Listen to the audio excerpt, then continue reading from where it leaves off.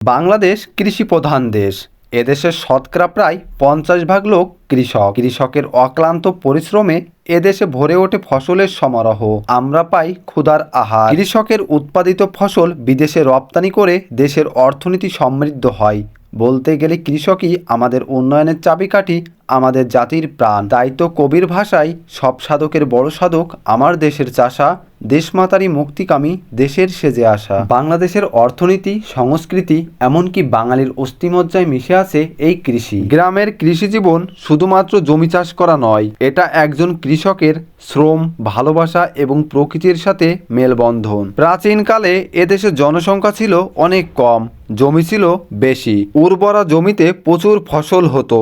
তখন শতকরা 85 জনই ছিল কৃষক। তাদের গোলা ভরা ধান, গোয়াল ভরা গরু আর পুকুর ভরা থাকতো মাছ। তাদের জীবন ছিল সুখ ও সমৃদ্ধি। এরপর এলো বর্গীর অত্যাচার, ফ্রিঙ্গি, পর্তুগিজ জলদস্যুদের নির্যাতন, ইংরেজদের খাজনা আদায়ের সূর্যাস্ত আইন ও নিপীড়ন। আমরা জাতি হিসেবে মাছে ভাতে বাঙালি।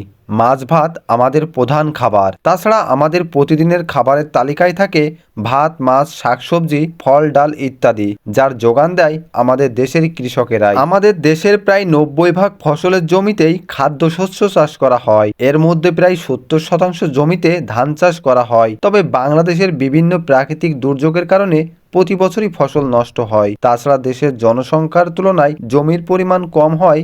চাষিরা দেশের সম্পূর্ণ খাদ্য চাহিদা পূরণ করতে পারে না। তবে দেশের প্রায় 80% খাদ্য চাহিদা মেটাতেই দেশের চাষিরাই গুরুত্বপূর্ণ ভূমিকা পালন করে থাকে। গ্রামের কৃষকেরা এখন ধান লাগানোর কাজে ব্যস্ত সময় পার করছেন। এখন মূলত ইরি ধান রোপণের উপযুক্ত সময়। খুব সকালেই কৃষকেরা ঘুম থেকে চলে আসে ধানের চারা অর্থাৎ পাতো মারার জন্য। এরপর পাতোগুলো প্রস্তুতকৃত জমিতে নিয়ে রোপণ করা হয়। তারপরে আস্তে আস্তে ধীরে ধীরে এগুলো বড় হতে থাকবে আর এগুলো থেকে আমরা ধান পেয়ে যাব। এটা হচ্ছে আমাদের ধানের জমি। আগে থেকেই জমি প্রস্তুত করা রয়েছে। এরপর কৃষকেরা কিভাবে ধান লাগায় আপনারা সেটা অবশ্য দেখতে পারবেন। গ্রামে মাঠের পর মাঠ, এখন শুধুমাত্র ধান রোপণের উপযুক্ত সময় চলছে।